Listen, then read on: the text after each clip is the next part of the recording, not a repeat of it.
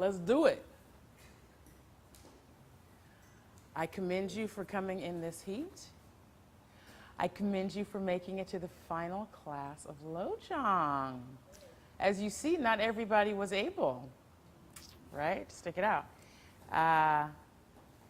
Lojong is hard work, right? It's not a walk in the park. It sounds so lovely, compassion, patience towards others. And then when you have to do it, it hurts. So who wants to talk about how things ended up with their irritant? Yeah. With my irritant, things are going quite well. Ah, great. And it's actually my husband. I'll reveal. He can be difficult.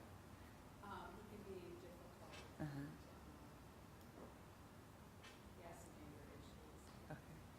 With my practice, I'm not responding to him how I normally respond to him when he criticizes something negative, I just don't respond. And he is just, it's great. It's working. It's like he's going. You say the irritant will disappear. Well, he is. Yeah, He's that's. got a ways to go, but it really Or you do. makes a difference.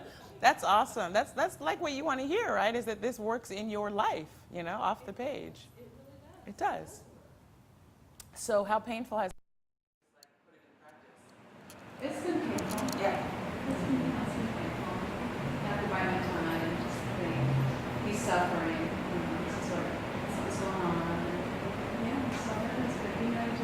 But I swear, since I've been taking this class, our relationship is better. It's awesome. Which is great, yeah. Yeah, you can't really ask for more than that, right? Yeah, no, 27 years marriage, okay. Wow. Okay.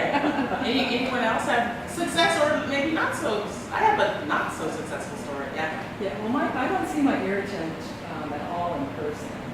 Okay. And I would see this person on Facebook and kind of disagree with their philosophy on things, and it would irritate me. I was irritated. Can't you just block her? I just went on Facebook. You Facebook yourself. Although I had to go back on to actually, I could only contact this person through Facebook, so I had to go back on and find this person. And I went through some of her posts, just looking at pictures, and found myself still being irritated. And I thought I had worked it out that, she's a good loving person and all this other stuff. All right. Maybe I need to go back on Facebook, work on her every day. I mean, you're not really working on the other person. That's right, right? working on my, You're working on your own karma, and what happens is, Geshe Michael put it very well. When you see the irritant and they irritate you, you put into play the possibility for them to irritate you in the future. So it's that first step of, just like Debbie said, just biting your tongue, and it burns from here all the way down. The first time. And then the second time, it's a little easier. And after a while, they chill out more, and then, you're more in tune with yourself, and, oh, okay, this is a trigger, let me be quiet. It's the first steps of letting go of their wrong, because they're just a mirror, right? And that's why relationships, bosses, husbands, children, they're great messengers of your karma because you're forced to pay attention. If it's some random dude on the 405, you forget about him in 20 seconds.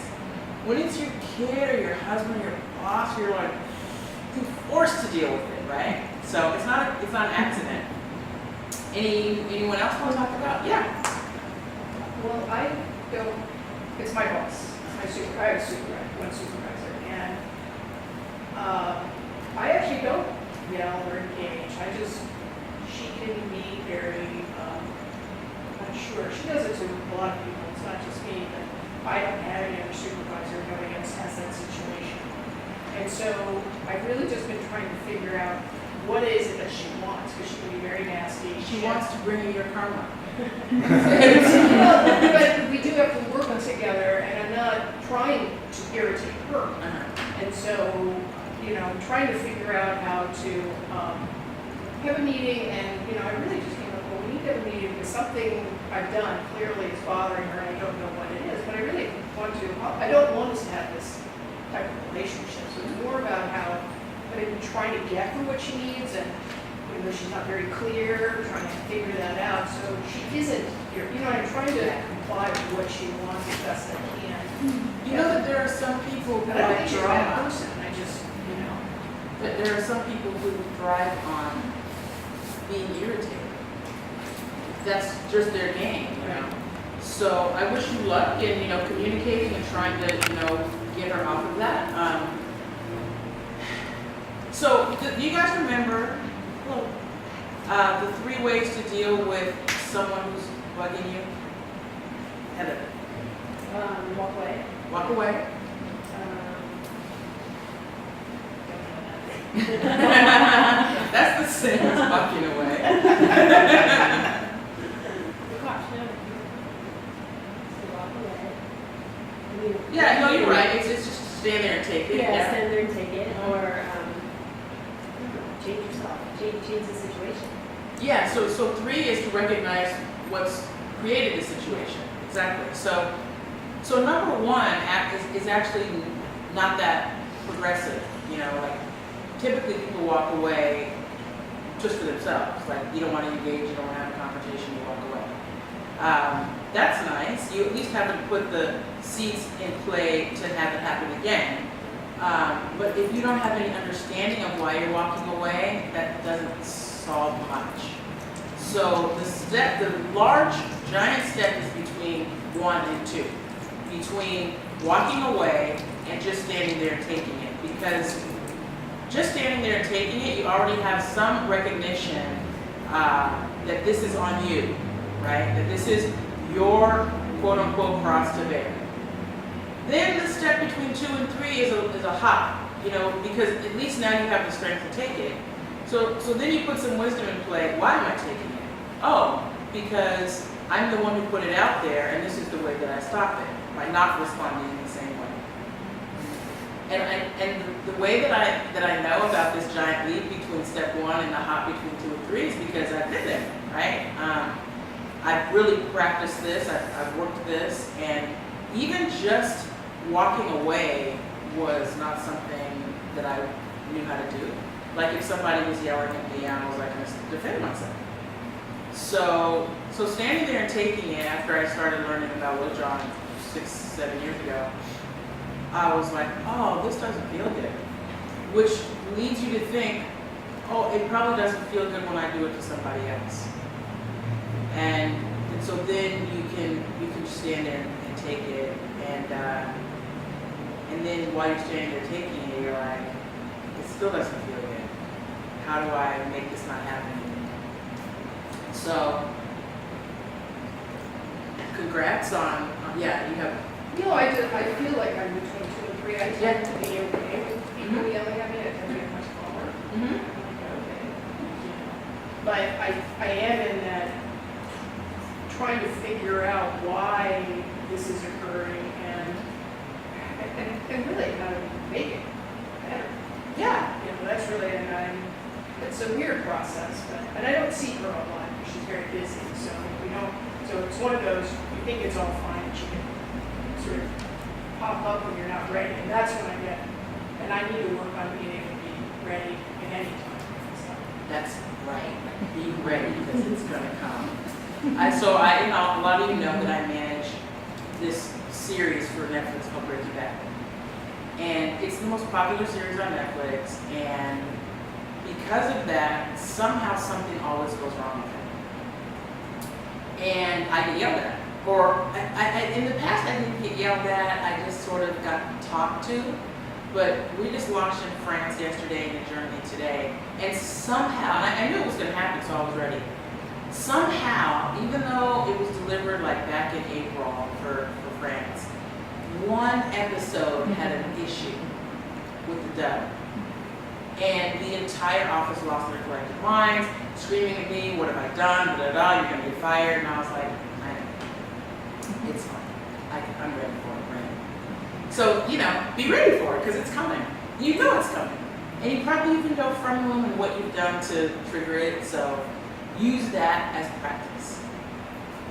Anyone else want to talk about their irritant and how it's going with them? No? How's your dog master? Well, then and then we stop. Oh, it's going very well. See? Anytime you call someone Gestapo, it's going very well. No, that's, I think I told you that, like, about a month and a half ago, I bought them all like a little basket of strawberries. And since then, they've been, well, I just ignore the office, but the guys can do shit. Wow. Yeah. So here's another thing that we do. We don't sometimes recognize that it's an ongoing process. Like you have to constantly. The irritant only goes away for a little while, unless you're constantly keeping your mind on karma and emptiness. Then somehow they come back. So my irritant was my neighbor, right? Or is my neighbor, and things had been going well. I gave her flowers, and things had been going well. And then Friday night. So Friday night was the Sabbath. She hails me. She says, "Can you come upstairs?" So I go upstairs and she says, "Can you please help me with my air conditioner because I don't know how to use it." And I was like, "Oh my gosh, do you have it?" It was super hot. I was like, "Do you have a manual?" Da, da, da. And I get over to the unit and it's like obvious. It's just not on, right?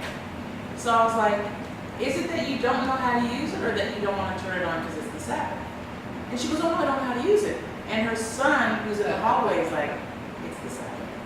And I was like, "You lied to me? You brought me up here and you lied to me?" And like maybe 10 seconds later, I was like, I gotta stop lying. I don't know what I lied about in the past, but at least it rose before I could get like super, super pissed. I was like, she is good. She is a Buddha, right? Because I thought she was gonna just be irritated in one way, and she, showed me my past in another way. She just wanted you to turn it off. Yeah, because on the Sabbath they're not allowed to. She can't turn it off. Right. None of them could, right? And she maybe thought that I wouldn't do it if she told me the truth, and they desperately needed it. And that's the same instances where I lie. If I desperately need something, right, and I think that I'm not going to get it unless I tell a story. So it was a beautiful lesson. Yeah. Oh, you. She didn't tell you the truth because that would violate her law. She They have a what? She cannot ask you directly. That is a violation of the law.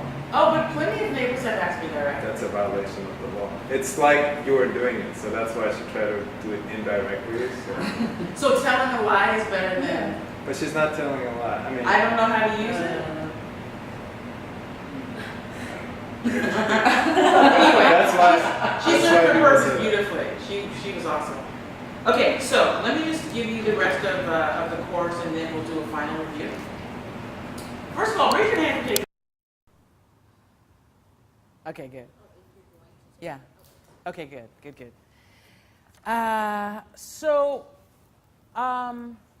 Who can tell me what the Wheel of Knives is? Sarah looks very excited.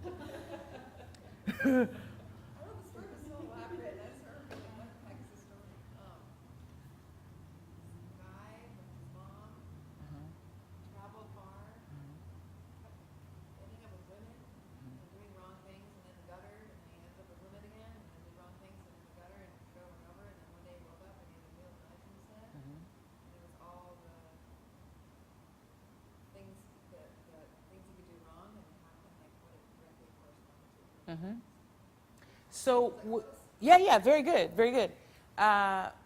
When he's wearing the Wheel of Knives, it corresponds to his karma, right? So everyone's Wheel of Knives or everyone's hell realm is unique to them. Which leads me to a very interesting question. If I'm practicing being a bodhisattva, and I recognize that you're having a really difficult time and you're, for instance, maybe dying and for sure going to go to hell, is there a way that I can go to hell for you? Why not?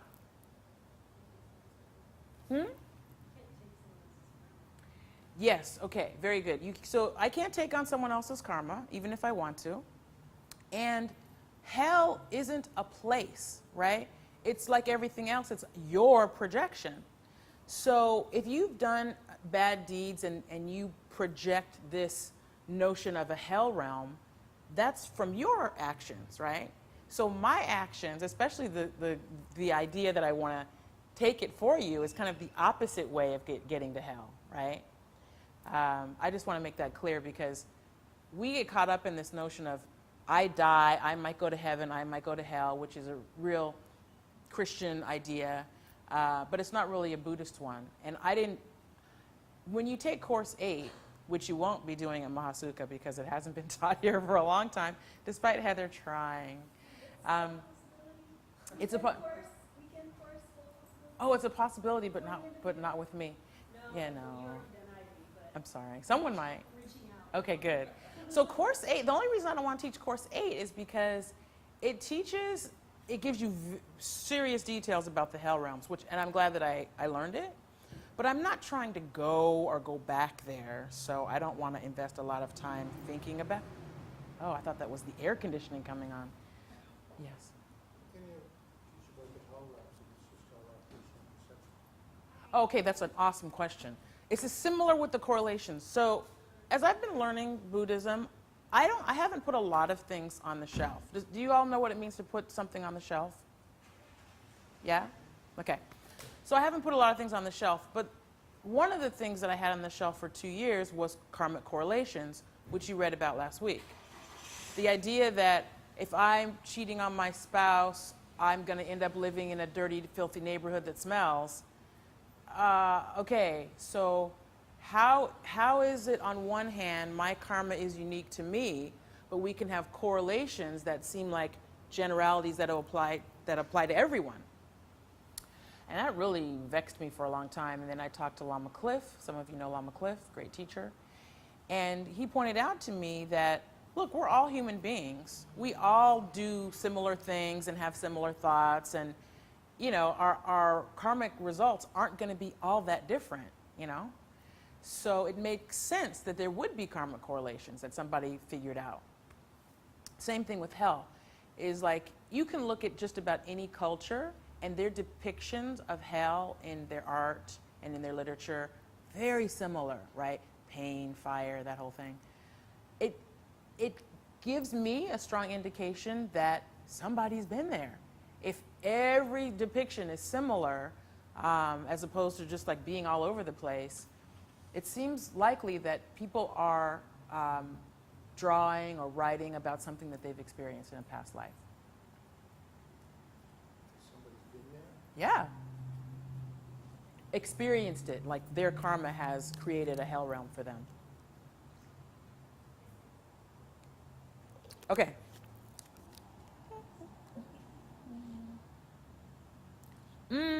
If you get to number 3 in terms of dealing with some irritant, meaning you stand there, you take it, and you understand that it's coming from your past actions, does that mean that it won't happen again? And again and again and again. Just let it burn off. Just let it, you know, like, it's great when you have the habit of just being able to take it, understand where it's coming from, and you practice the 4 powers that Dimitri taught us a few weeks ago in getting rid of old karma that hasn't yet flowered. But when it comes up, as I mentioned, it's going to again and again, just let it burn off. Be glad that it's, you know, it's one step closer to enlightenment. But yeah, don't think, oh yeah, my basket of fruit has made it that this guy's chill. He's chill now. Okay, so what did you guys think of the karmic correlations? Did they seem logical, outlandish, funny?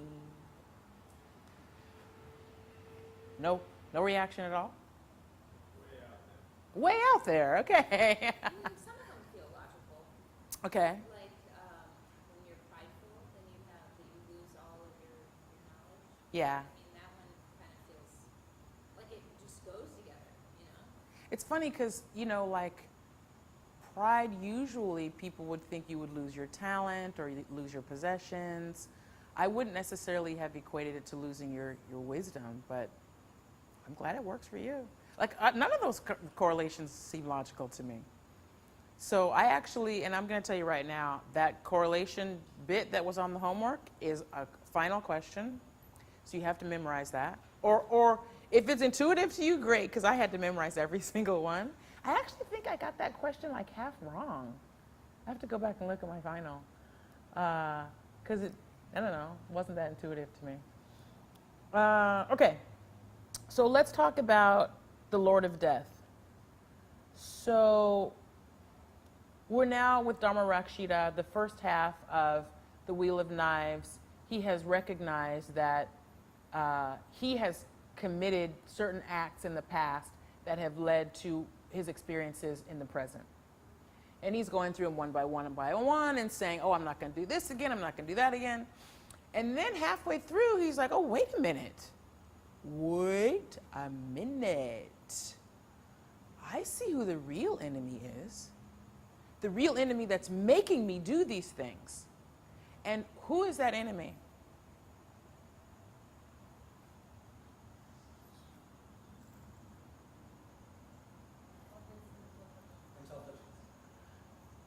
So what's causing your mental afflictions? Okay, good. Ignorance is one. What's the other one? So I love it. She's like, I'm going to throw it out. So it's self-cherishing, right? And then ignorance about how the world is coming at you, right? That your actions are coming back at you. So those are the two faces of the enemy. So let's talk about self-cherishing for a minute. What's wrong with it? What's wrong with me just thinking about me all day? Well, there's a couple of things. One is that you're putting yourself before others. Mm-hmm. And the second one is that there really is no me. There is no you. It's just a false perception. Yeah, that's very interesting. So the first part you said you're not thinking of others, right? If you're thinking about you, why did this happen to me? Oh, he didn't call, or oh, I didn't get the raise. Oh, I stubbed my toe. You are not thinking about others. That's just period. You can't be thinking about yourself and others at the same time. The second one, really interesting point, that there's no you. If you can get to the point of understanding how your world works, you do understand that even you yourself are a perception based on your own actions, right? So like the reason that you look in the mirror and you start to see wrinkles and da-da-da is because, you know, your past karma has not been so great. So that's the two faces of the enemy, self-cherishing and ignorance about how this world really is. Which in the text is called grasping to a self, meaning I'm grasping to this idea of a self-existent me, or a self-existent table, or self-existent Mahasukha.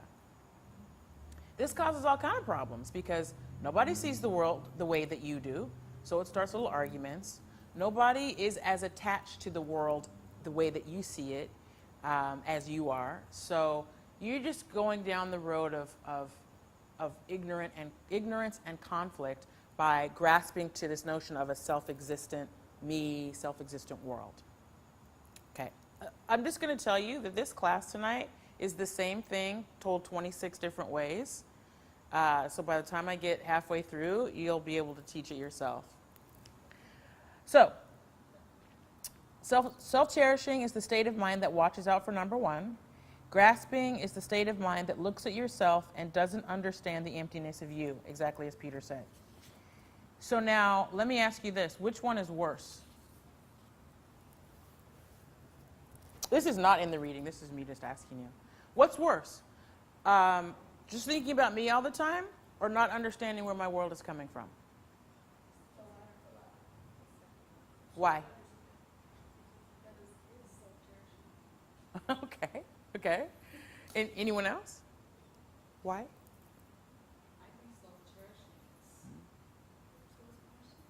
Which of the two faces of the enemy is worse, self-cherishing or? Mm-hmm.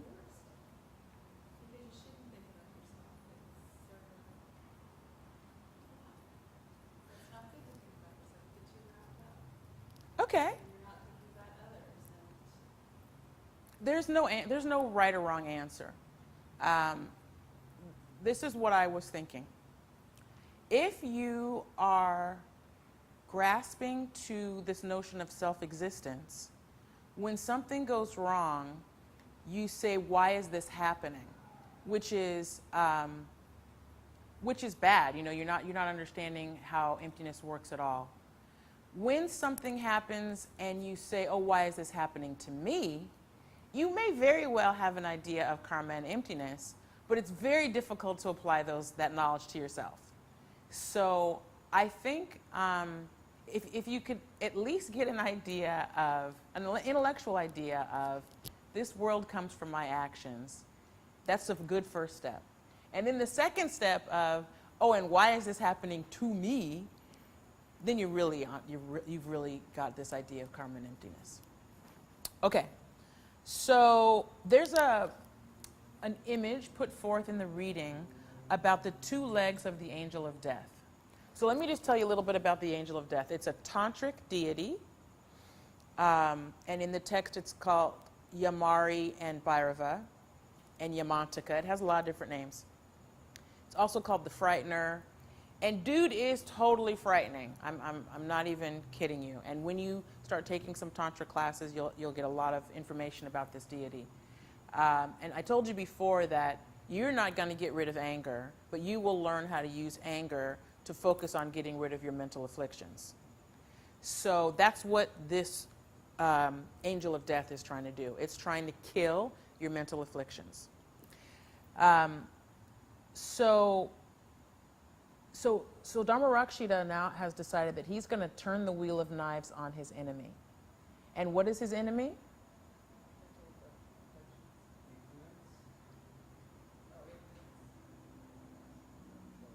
Self-cherishing and grasping to a self, right? So let me just give you some characteristics of this angel of death. He stands like a god on widespread legs. He stares in hatred with two eyes, and he opens his jaws and shows his fangs. So now, everything, oh, my mom was just making his face. Do that again, Mom. Everything in Buddhism has a symbol or a metaphor attached to it, right? Every tanka, everything on the altar, everything stands for something else. Same thing with what I just told you. So the two legs are a knowledge of the two truths, which I'll tell you about in a minute. The two eyes are method and wisdom, which I'll also tell you about in a minute. And the fangs are the four forces for purifying bad karma. Anybody remember what the four forces are? Sarah? One?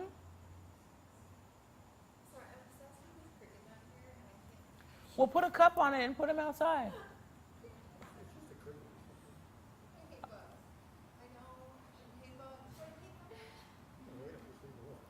Well, are you going to do something about it, or are you going to remain distracted? Thinking about self-cherishing. Oh, Heather's going to do it with her bare hands. That'd be funny if he jumped on Sarah right now.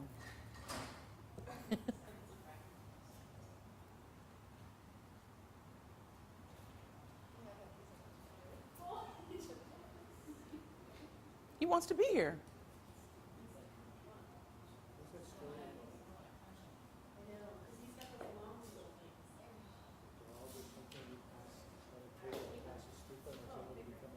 Yeah, the bug. Wasn't it a bug or fly? Was it a pig? Okay.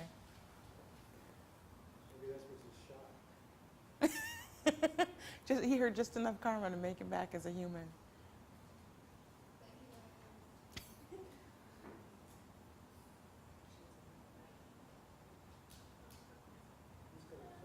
They're really good fried. Okay. I did. I'm sorry. I figured you'd prefer it that way than hopping on you. No? Okay. Okay. So,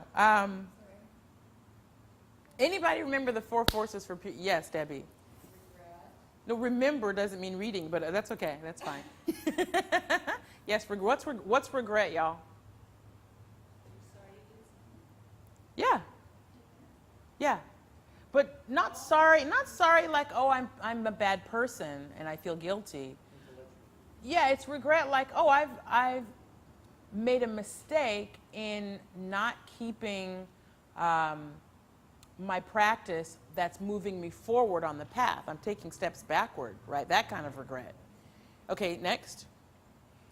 No? Refuge or foundation? Refuge. So the reason I call it foundation is because the foundation of this practice is refuge and bodhicitta.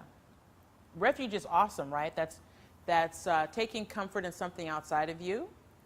But put that with some bodhicitta, right? You have a goal of getting the heck out to save others, right?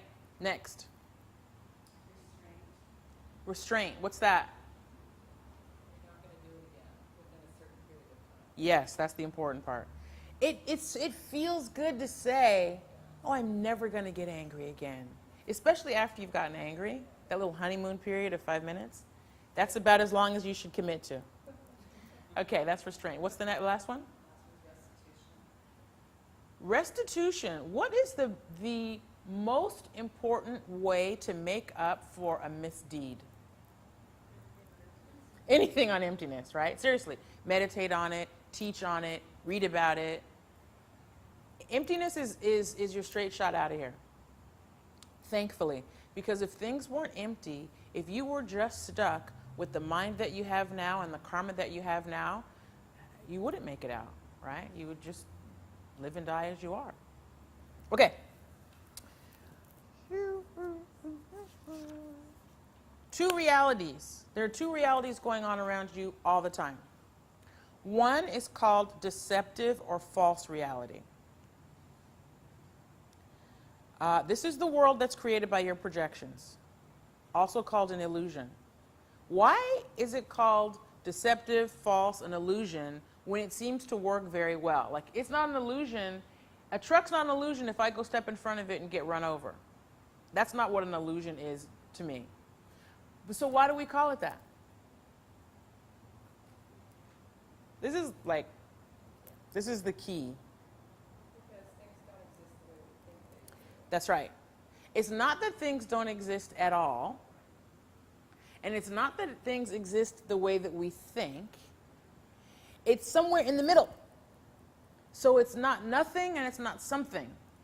The best way that I've been able to put my mind around it is that there's potential, right? There's potential in all things.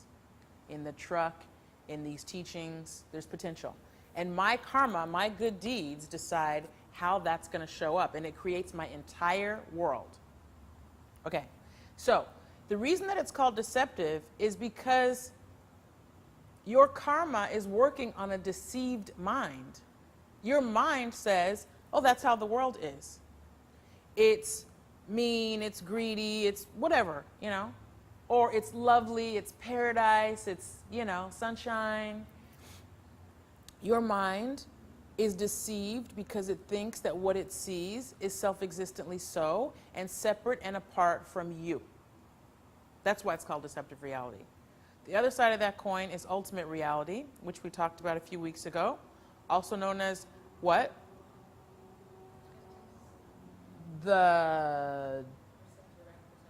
Yeah, exactly. The direct perception of emptiness. So tell me a little bit about that.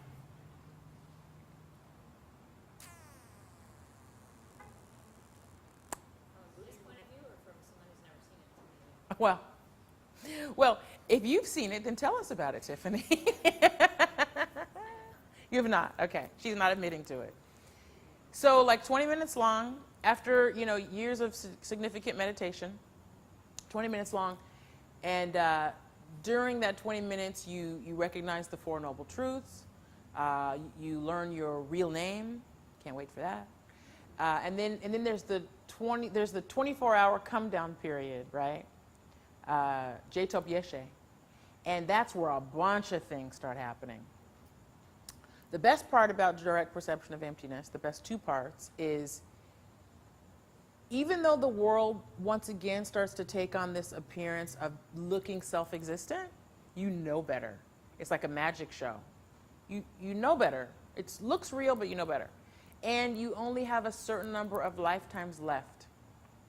So, you know, even if you don't believe that you can make it to enlightenment in this time, and I know that's a great leap, at least try to get to the direct perception of emptiness, which means a commitment to meditation. Because if you can do that, my work here will be done, right? I'll be like, okay, I only have maximum 7 more lifetimes before they can be out emanating as a Buddha on multiple planets, right?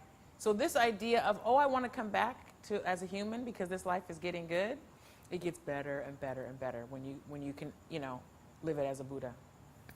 Okay.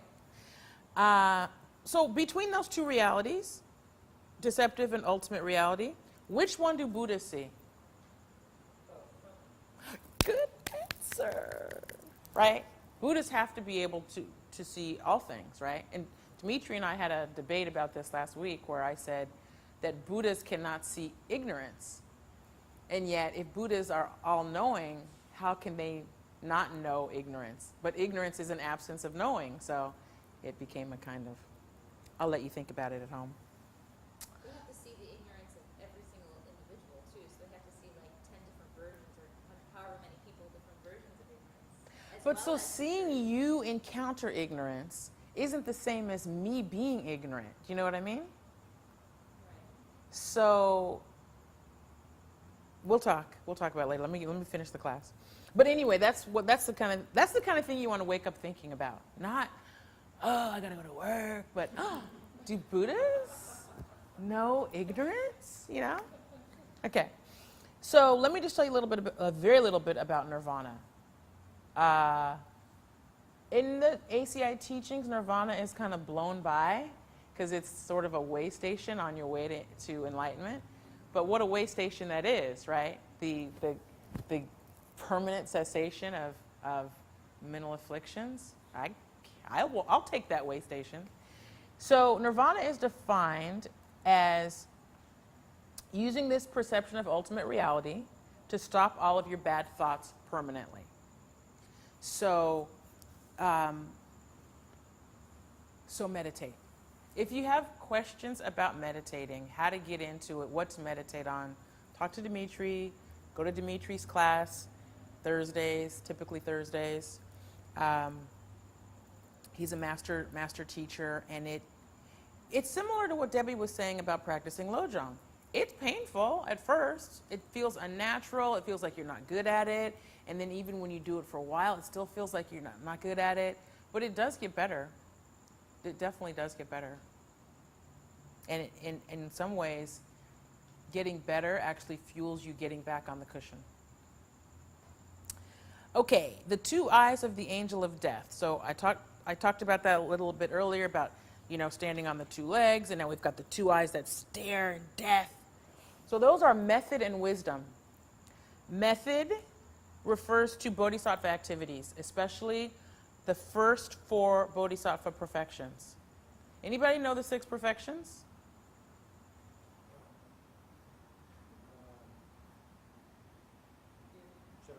Generosity. Ethics.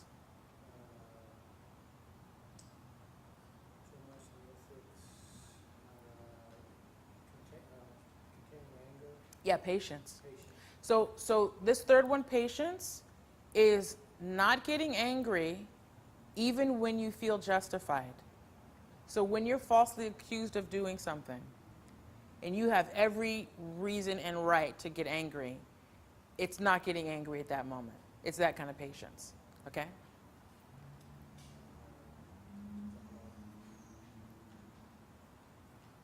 Joyous effort. Joyful effort, right? That's taking joy in doing good for others. It's not just taking joy in standing in the roller coaster line at Magic Mountain, which I will do joyfully and it feels like effort, but that's not what joyful effort means, right? It's doing good for others. Yes? I'm missing one. Wisdom's the last one. Uh-huh. Concentrated meditation. Yeah, meditative concentration, right? So the first 4, the first 4, very good, thank you, are considered bodhisattva activities, right? Doing those will give you the physical body of a Buddha. And in the final 2, meditative concentration and wisdom, they'll give you the mind of a Buddha. You want both, right? This is another thing I lay in bed thinking about. What will be more fun? The body of a Buddha or the mind of a Buddha? And sometimes I think, oh, of course the mind. And then I'm like, oh, but the body too. So, think about these. Yeah, do you guys think about that too? Okay.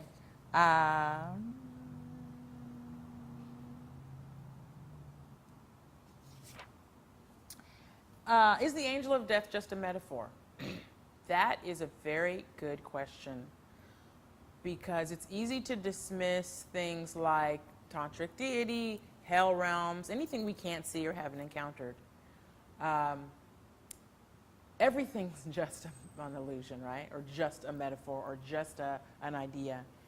So this idea of a frightener coming to help you destroy your mental afflictions is no more a metaphor than anything else in your life. It is a projection based on your past actions. Are we starting to see a theme in tonight's class? Okay. So here's a line from the reading. The reading gets super intense. I love it. With the roar of hell, smash now the skull of my misperceptions, the ones who have wasted my life. Bring your death to the heart of this butcher, my great enemy. What's the enemy?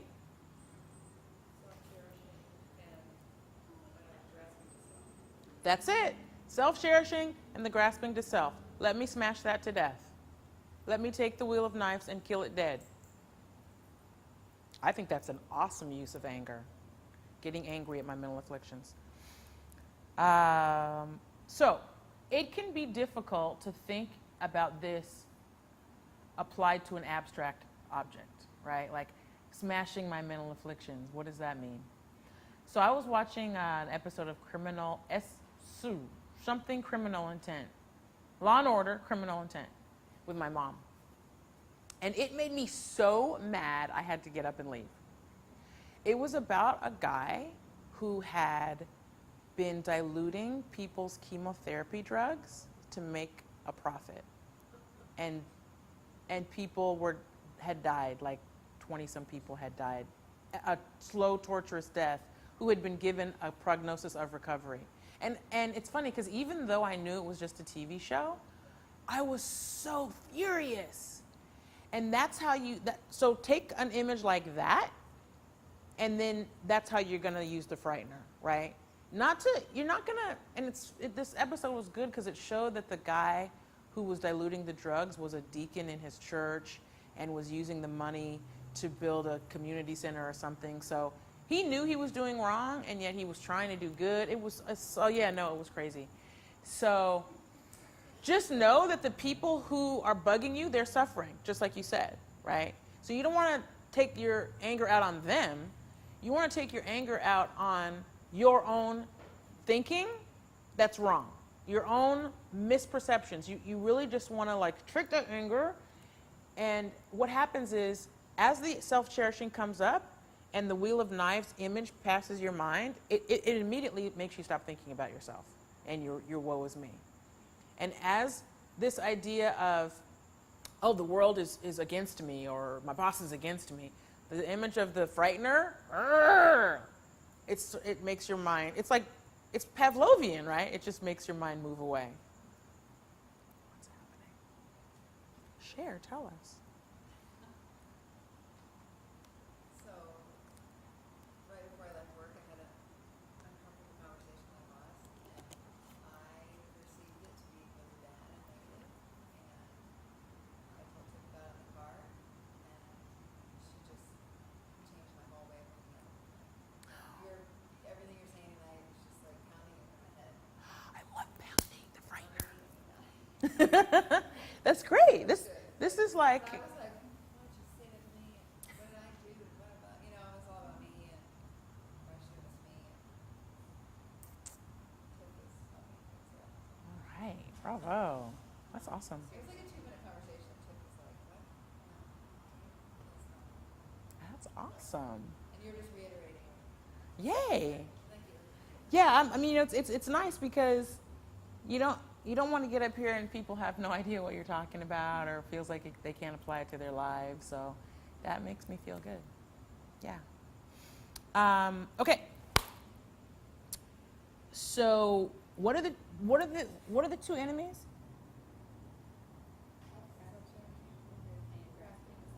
Self-cherishing and grasping to self. In 1 hour, we'll all be saying it together, right?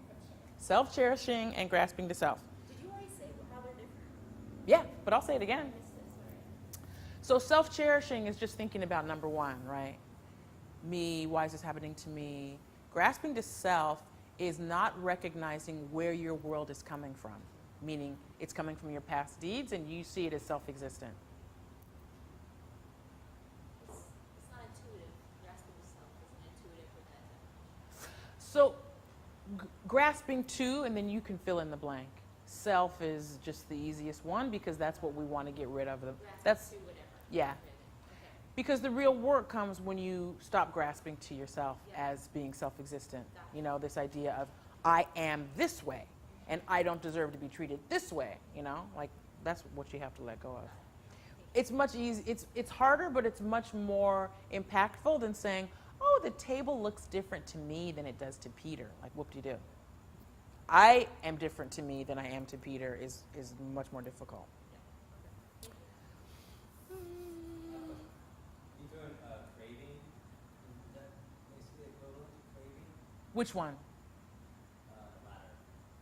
Latter. The grasping to self. No, it's not craving. It's an attachment to a wrong way of seeing the world. You know. Attachment to craving, attachment towards seeing the world that way. So craving, I think of as an ignorant desire or wanting something that someone else has. But I mean, that's usually how it's used in these teachings, that word. But this is just being attached to seeing the world, your world around you, as self-existent. It happens with my mom and me all the time where she'll talk about something that's green and it's clearly blue. Have you seen my green sweater? I'm like, no, but I see this blue one. No, that's the green one. So that's always like a good reminder of even the small things are not self-existent. And I'm sure that my way is the right way. So that's what it means to be grasping to the self. Okay. What are the two enemies?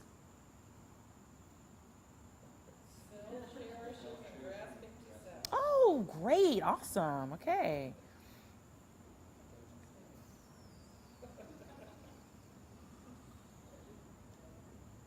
So now Dharma Rakshita turns this idea of the wheel of knives into something called the wheel of karma. And he's going to use that to wipe out his two enemies of self-cherishing and grasping to self. It gets a little subtle, this idea of the wheel of karma, because he has to recognize that he himself is not self-existent. That's super difficult, right?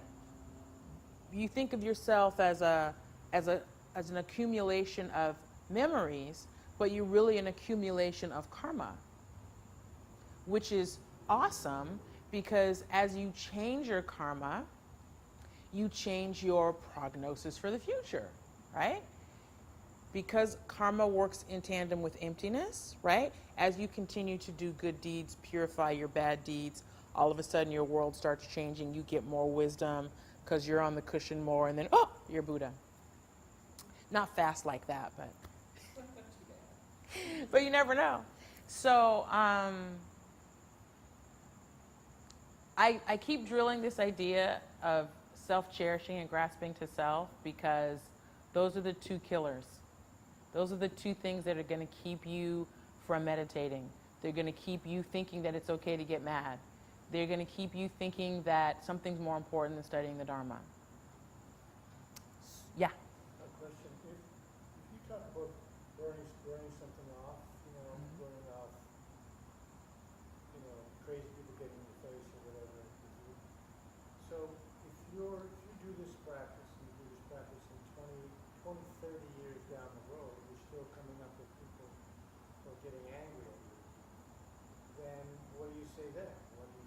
Oh, so what do you think happens between nirvana and Buddhahood?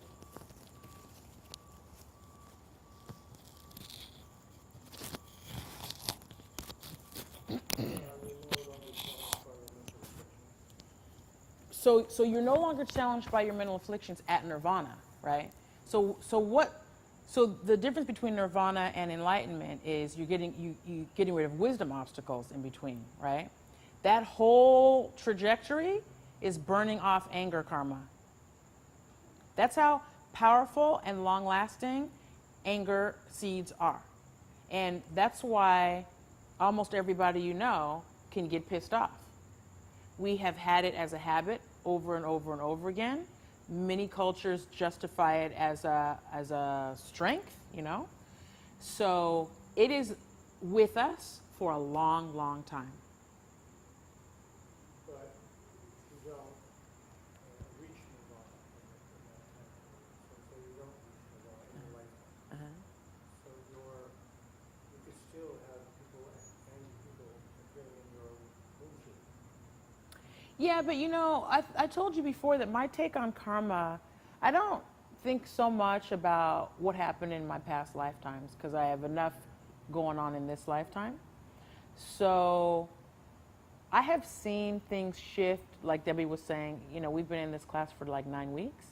I've seen things shift very quickly, mostly my own reactions, right? So what happens is not so much that people stop coming up and yelling at you, because what's changed is you. It's that what someone else might perceive as someone yelling at you, you won't see it that way. You'll see it as, oh, they're joking, or oh, they're having a bad day. And so the way that you take it now, like personal and as an affront, you get defensive, that starts to go away. That's what starts to change. You know, because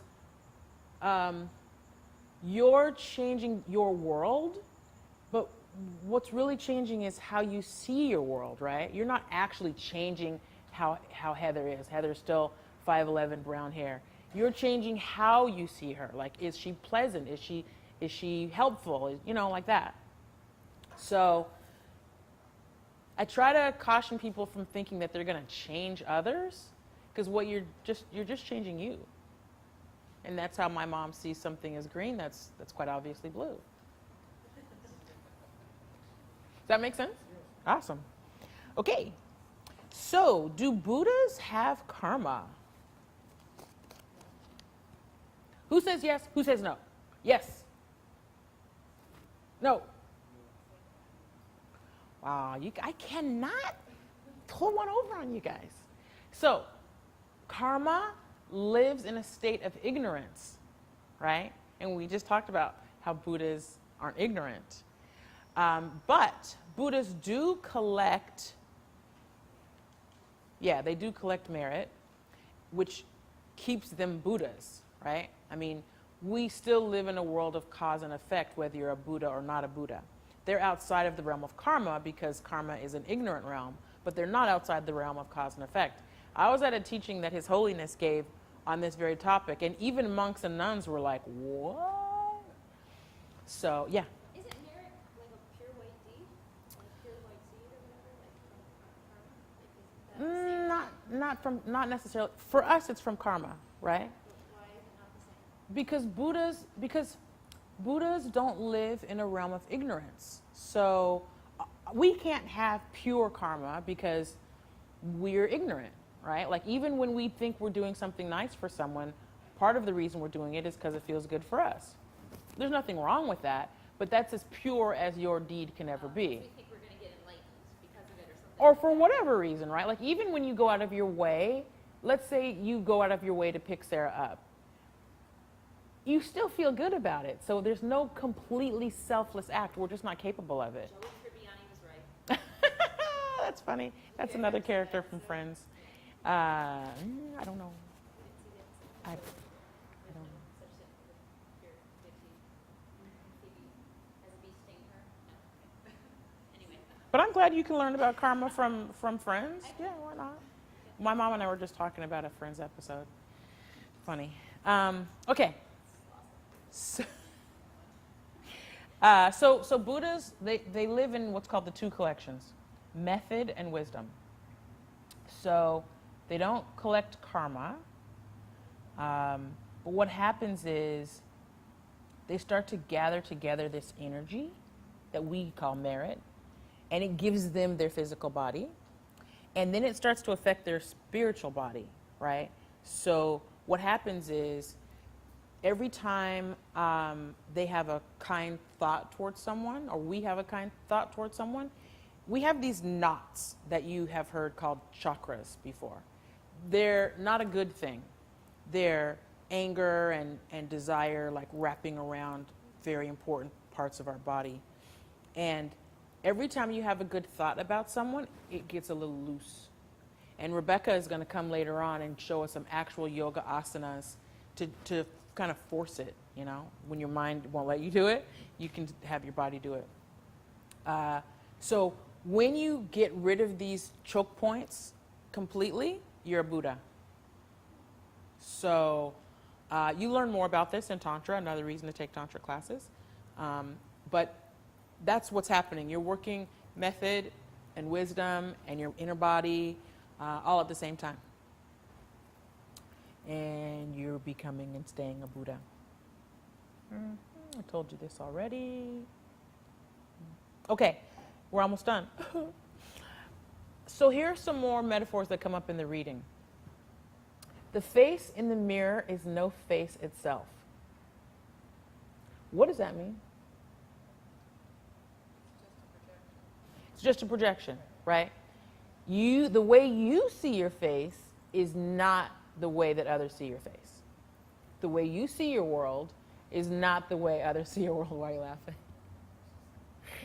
There's a woman at work who is stunning, super, super beautiful, big eyes and very tall, and she is constantly, she had an accident when she was a kid, fell off a horse, and she only sees these tiny, minuscule scars that no one else can see unless she points them out.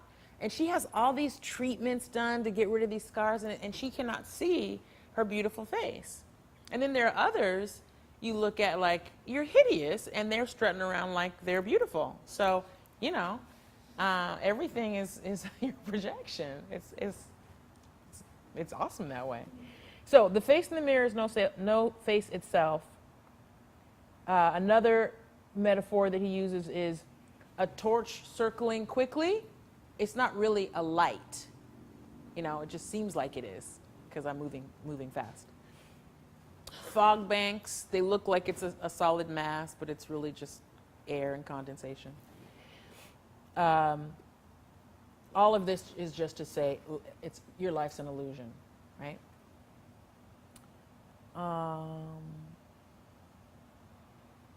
Understanding that everything comes from something else is to see that nothing exists by itself alone.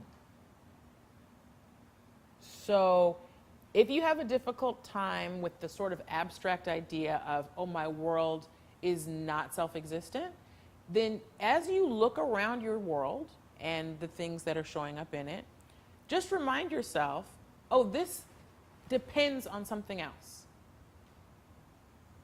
This light, these flags, my girlfriend, you know, these things depend on something else. And then your mind will, you know, start to fill in the blanks. What does it depend on? Oh, something I said in the past, something I did in the past, something I thought in the past. Does that make sense? Bueno. Understanding that everything comes from something else is to see that nothing exists by itself alone. I like that line a lot. I didn't come up with it.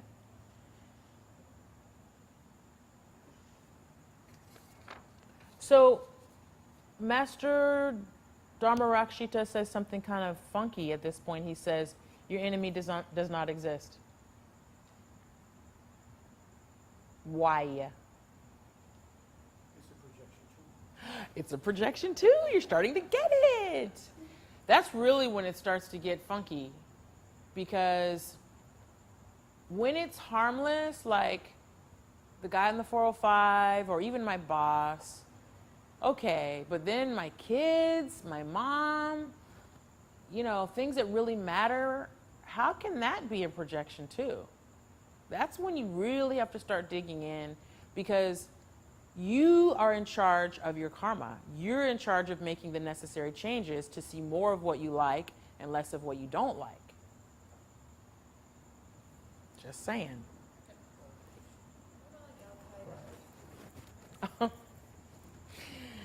Some people love Al Qaeda. Are they wrong? What about the everyone Sorry? people that don't hate them but that are fearful? Well, they need to chill out on scaring the heck out of people, or clean up the past karma of having scared the heck out of people. And you need to keep doing whatever it is you're doing to keep Al Qaeda out of your life. And it's something good to concentrate on, especially like I see the world shift like 2 steps forward, 1 step back. If you look at statistics, crimes against women especially, murder, genocide, they are way down from even 1950, 1970, way down. But our hearing about them, because it's all news all the time, you're always on your phone, it's as if there's been no reduction in these crimes. So what is that saying about my karma? Like, I know intellectually that things are better, but it looks like things are worse. Is just not watching the news a good option? It's a very good option. It's a very good option, because I guarantee you, if something important happens, 100 people will call and let you know. Because I don't watch the news. Good. But somehow you know about Al Qaeda. But I feel like maybe that's ignorant of me. No, it's not ignorant of you. Well, because like this ICE thing, I don't know, whatever. That news. Oh, ISIS? I didn't know what that was. That's fine. You told me the other day, and I was like, okay, I didn't even know about that. You want to know just enough. No, you want to know just enough to be able to talk to people at the water cooler to entice them to study the Dharma. But you don't want to know enough to tick yourself off or upset yourself, right? And here's the thing. I was talking to a friend of mine, Shuddy, in Toronto, and I was telling her, like, my problems with the Catholic Church. Because she wanted me to do this Camino walk with her in Spain. I was like, no, we're going to be a bunch of Catholics there. And, hi, Rebecca. And she's like, what's your problem with the Catholic Church? And I was like, oh, child molestation, and women can't control their bodies, and their Inquisition. I mean, I went back to the 14th century. And she's like, Buddhism went through the same thing. And I was like, oh, that's so not nice. So, I have a feeling that Al Qaeda doing the wretched things that they're doing are simply reflecting the wretched things that we've been a part of. This country has done some wretched things to people. There was a cartoon in a Philadelphia or Pennsylvania newspaper that showed a drawing of a slave ship with slaves, stacked in tight, and compared it to how tight it is on an airplane. Yeah, a lot of people were super pissed. Like, how do you think that that's cool, right? And then I was like, there are a lot of people who are very, very, very, very, very far removed from slavery who just don't know that it's offensive. And then there are some who are not that far removed who it's still painful. And this is just another emptiness. It's an emptiness and karma lesson, right? So if it's something that's painful for you, then that's a good reminder of actions that you should take to not hurt other people in this way. A question about, Jonas Salk, who discovered penicillin. Mm-hmm. But we're taught that you don't get better by taking the drug. You get better because you have the karma. Mm-hmm. Oh, but causes and conditions have to go together. Like the lady in the Twilight Zone episode who was trying to keep death out, she finally opened the door. So you need the penicillin to finally open the door for your karma to flower to get better. Sometimes. Some people don't need penicillin. For some people, penicillin kills them. That's the karmic part. Well, is that right? Because you can take the aspirin and lose the headache. You can take the aspirin and not lose the headache. Mm-hmm. And then you can not take aspirin and still lose the headache. So that's true, but you will need some condition to act as an agent for your karma. And since a lot of us are conditioned to think, oh, it's in the aspirin, that's what works for us. Some people can just use their mind, right? Well, that's what I'm saying, that you get a shot of penicillin, your mind's conditioned to think that it's going to work in the way it's designed to. But so how does it even exist then? Penicillin and Jonason just exist because we perceive them to exist? Well, I mean, everything's a projection like that, but the reason that penicillin works on a lot of people is it's similar to what I said about the hell realms. We have done similar things in the past. So we have done similar things in terms of keeping people healthy and well, and yet relied on an agent to do it instead of using our mind to do it. But you have to have the karma in order for this penicillin. That's right. Otherwise it's not going to work. That's right. For everything, for getting rich, keeping up, love in your life, staying healthy, all of it's karmic based. There's nothing outside of karma for us, which is good, right? You wouldn't want something that's just fixed. Okay, last three things. Here's something that is way out there, so hold tight. If I fill this glass with water, drop by drop, is it the first drop or the last drop that makes it a cup of water?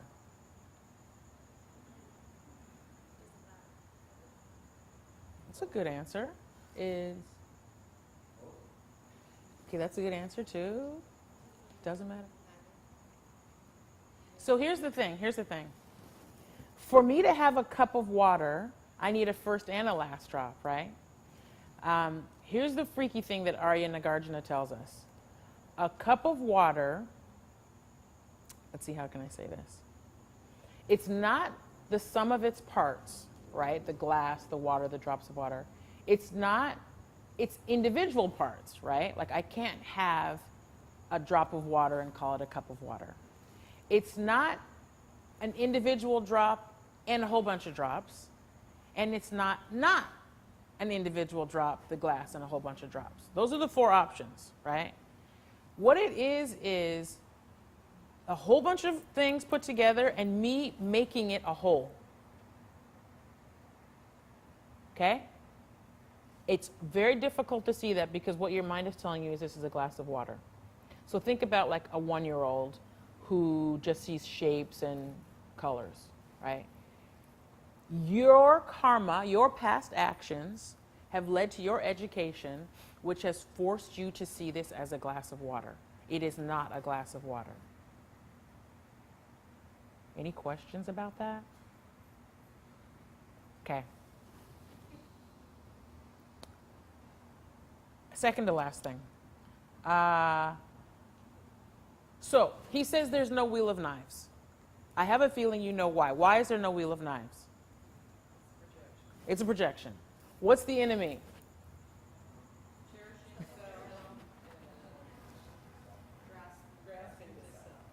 Very good. Okay, I threw that on you. I tricked you. So let's take a glass of tea or a cup of tea outside in the full moon. You'll see a reflection of the moon in the cup. Is it the moon? Yes or no? You look like you're not sure. I've really messed you up. Is there what? No, I said, is the moon in your cup? No. It isn't. Right, it's an illusion, and that's how your whole world is. The way that you could see the reflection of the moon in a cup and think it's the moon is how you're going through life thinking that things exist in that way. It's just wrong. Okay, that's called the reflection of the moon in a teacup. So here's how some people take this. Oh, nothing matters. Everything's an illusion. I can do whatever I want. Here's why that's wrong. Everything's an illusion, including the illusion that's coming next. So since that's created by how you dealt with this illusion right now, You want to be super careful with your words, with your actions, with your vows. And then this next illusion that's coming along will be a pleasant one. Okay. Last bit. These are called very dangerous lines. They're dangerous lines because if you're not careful, first of all, raise your hand if you're going to be a Dharma teacher. Peter? Okay. Now, you'd have made my night if every one of you raised your hand, but at least half the room raised your hand. That's fine. That's fine. So when you teach this, be careful, because what people have a tendency to do is hear what they want to hear. So you have to make sure and explain it. So there is nothing you should practice means there's nothing you should practice from its own side, right? There's no magic path that's magic without your karma, right? Like you could keep your book all day and be on the cushion, but if your thoughts are still nasty, that's not going to help, right? And conversely, you can have great thoughts and be working your great thoughts, not be on the cushion. This is way more difficult, and your world will change. So there's nothing that you should practice means from its own side. Nothing that's self-existently the magic bullet. Strip everything of your projections. That means try to understand the world as being a play of your karmic projections. Stripping everything of your projections means that you're analyzing it. Like, oh, this is a projection. Oh, this is a projection. One by one all day long. Leave your mind as it came from the beginning that never was. This is where it really gets tricky. This does not mean that you have a pure Buddha heart and it's just waiting for you to unveil it, right? How do you know this? You get ticked off. You desire things. As soon as you get it, it falls apart, right? Like it does the arc. You can't control your anger, right? So if you think that you've just got this pure mind, pure heart that's waiting to be revealed, let me just tell you that's not right. What this means is the emptiness of your mind is pure, right? So when scripture says the emptiness of your mind is the exact same as the emptiness of a Buddha's mind, that means that you have the same exact potential to arrive at Buddhahood. But you still have to do the work. It's not a matter of, Buddha's here. It'd be great if it was. Last one, oh my gosh. Live in a place called as it is. This refers to the real nature of things is a marriage between karma and emptiness. If you can live there, you're a Buddha, right? If you can live there for a minute, you're on your way. Seriously, it takes that long. Like it's hard for me to even look at the floor. So my mom, my brother, and I helped lay the floor. It's hard for me to look at the floor as a projection because I touched it, I put the glue on the back. It's a real self-existent thing. Start with that, right? When you're trying to break down this idea of grasping, start with something that's not going to hurt your feelings. And then move up to your husband or your kids or, okay? So, we're done with course 14. I'm so proud of you. Oh my gosh. Okay. First of all, we talked about collecting money to go to a good place. We did not decide on the place, so I think that the place will be Mahasukha. We raised over $500, which I think is very good. You have a volunteer assignment. I told you that I will be going down to Midnight Mission on Wednesday. And if you want to join, and Brandon will be coming too. Maybe my mom will come too. Debbie and Lori will be coming as well, and some people from work, so it'll be a nice big group. We're going to take water, burritos, peanut butter and jelly, and granola bars. So if you're interested in coming, see me. If you want to do something else, let me know what it is. It's super important. Otherwise, your final won't work. This has been hands down the sweetest experience of my life. And I say that having lived in France, okay? So teaching you guys has been fantastic, and this material has just come alive, and watching it work in your lives has been awesome. I want to have Rebecca show us some heart-opening poses, and then we'll do a bit of review. Yes. Yes, I'm going to talk about the final. So take a 5-minute break, get comfortable, and Rebecca will show us some good stuff. Physical injuries? Perhaps? So anything so that, like, as in moving your bodies, it doesn't hurt more. Okay, great. Awesome. So speak now for having hold. All right. So from here, oh, yay. I get to be like, Put that in the middle. yeah, I'm going to put this on my bow. No, it has to be like Oh, why? because otherwise. I don't know if I can. Okay. It's fine. I figured it out. I figured it out. Okay, and then I'll put this in my butt. All right, so. All right, so finding your space. We don't have to be in a circle, but you can. This is great too. So we're just going to start. So I just wanted to say one thing before we started is that so in this lineage, we tend to do things from the inside out. And it's something that Tibetans do. This is how the Tibetan Buddhists functioned.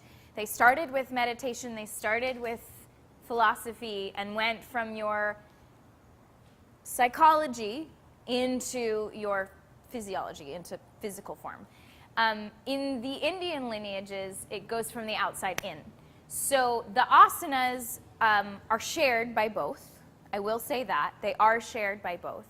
And we're going to do some things that are Tibetan, and I will indicate those things. And we are going to do some things that are more traditional Indian that you'd see if you went into like Exhale or wherever. All right, so the first thing I wanted to say about the heart openings is that we tend to think of it as like, okay, I'm opening my heart, I'm going to do some back bends, right? But the heart extends beyond. And the Tibetan posture is actually really great about about getting into the back of your heart as well. So it's 360 degrees, right, of heart opening. So we're going to start by just twisting because we can guide our prana or our energy of our body into that place by just starting to twist. So you can let your arms flap. I'm going to only minorly flap, but you can flap more and start to slap your body. Really do it. This is Tibetan. The Tibetans are not easy about their bodies, so I'll let you be as easy or as not easy as you'd like. Just start to slap your body, and then you can start to get in, really slap yourself. And you can whip your body around and use your arms, right? And just slap yourself. You're just waking up the subtle channels, the subtle laters. Sorry, everyone online. I'm probably going to make a lot of noise. All right, and then slow yourself down just by degrees. Let your arms just relax. So that pose is called tiger butterfly. It's just supposed to be releasing and relaxing. Then I want you to take your arms and reach them straight up towards the sky. As you reach your arms up, shoulder width distance, turn your palms to face one another. Then draw your shoulders down your back. Feel your collarbone, widen. Your elbows can be bent. They don't have to be super straight. Then think of drawing your belly in for support, and then lift your heart just a little. Very, very subtly, lift your heart. Then reach out through your fingertips. Again, your arms don't have to be straight, but think of reaching up beyond the edges of your skin, beyond the edges of where you, say your name to yourself, think you are. Go beyond, because you are, and you can. Reach back. And then slowly begin to bring your arms out. Reaching your palms to face up. Once again, draw your shoulders together and slightly down. Then soften, right? Keep breathing. Don't forget to breathe. I'm going to take away your yoga card. Reaching your fingertips out, think of expanding again beyond the edges of your skin. Keep drawing your belly in and keep lifting your heart and start to feel, you might start to feel a little bit of something coming out your arms. You're expanding. You're opening. Now we'll bring our arms down. Keep that feeling of expansiveness as you interlace your hands behind your back. Your feet are hips width distance or slightly wider than hips width distance, just for this. As you shrug your shoulders up and back, imagine a pencil behind your heart. Take your shoulder blades towards one another. Nice. Feel that width in the front side of your heart. And then look up just slightly so that your chin is lifted, but the back of your neck is also long. Nice. Then tuck your chin and breathe. Keep breathing. Then lift your chin parallel and bend your right elbow, taking your fist to that side. Then hug that elbow in, draw your heart up, and then draw your belly and your low ribs in. Just breathe. So the nice thing is most of this you can do on your cushion. You can do this right before you meditate. Imagine physically opening your heart before you mentally open your heart. And then switch. Sweetly come to the other side with your fist. Again, hug that elbow in. Again, draw the low ribs, the belly in. Nice. And if it doesn't quite come, no worries. It doesn't have to come all the way over. And you shouldn't worry about looking like me or looking like the person next to you. It'll look like you. It'll feel like open. And you'll breathe. Nice. Then release. Nice. Bring your feet in just a little bit so that they are actually hips width distance, right? Then reach your arms up and take one wrist with the other hand. So let's take our left wrist with our right hand, right? Turn the right hand to face up like you're high-fiving the ceiling, and then reach up and lean over. As much or as little as you like. So it's like you're pulling your hand over, so you're leaning to your right. Extending through that side. Keep thinking of both sides of your body lifting. As you press the left foot down, that opposite foot down a little bit further. And then breathe to the left side of your spine. The left side of your heart. Can you be sweet and can you be subtle? And then reach up.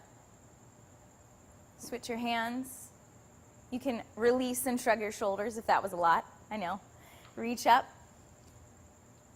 and go to the other side. Again, press through that opposite foot, the opposite way you're going. Extending through the side, softening your chest. Relaxing your jaw, relaxing your face. Making sure that the things that you don't need to take in to find stress or to find intensity, you're not taking intensely. And then inhale, rise up. Okay, the next one, you can come to sit. So if you're like, all right, time to sit, take your seat. If you want to do this standing, you can do this standing as well. If you're seated or if you're standing, bring your hands to your knees. And this is the back of your heart. So this is a variation of a Tibetan pose. You're going to tuck your tailbone underneath. It looks a little like Utkatasana, but we're doing it as a modification. Press through your arms and separate your shoulder blades. And then breathe. If you have rather open hamstrings, you can bend your elbows and rest them on your knees. As you tuck your chin, think of rounding through your upper spine and breathe. Like someone's pulling your heart back. Nice.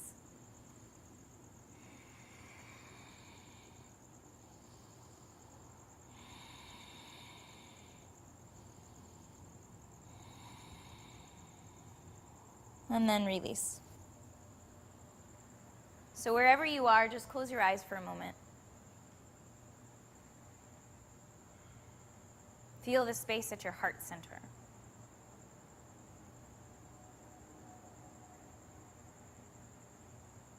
Feel any and all opening that you've created. Not me, you. Feel this physical aspect of opening. Maybe even from here, think of that light coming out of your heart, extending out.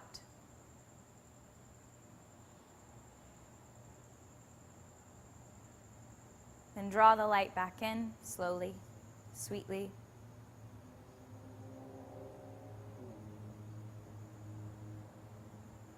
And then open your eyes. So it can be simple like that. Just thinking of the whole circle of your heart, right? There's a lot more to it. There's more poses, there's more things, but that's just a little sampling of what you can do. Just to get in your mind that idea of that roundness and that expansiveness. Physically, it's very helpful to remind yourself of breath. That aids you in finding relaxation through the exhale and finding more expansiveness through that inhale. So know that there's always more. Know that it might look different every day, and experiment. Your body is your body. And just like Lama Alicia so perfectly said, these things are fueled by karma, right? So this might not work for you, and that's okay. So play, have fun.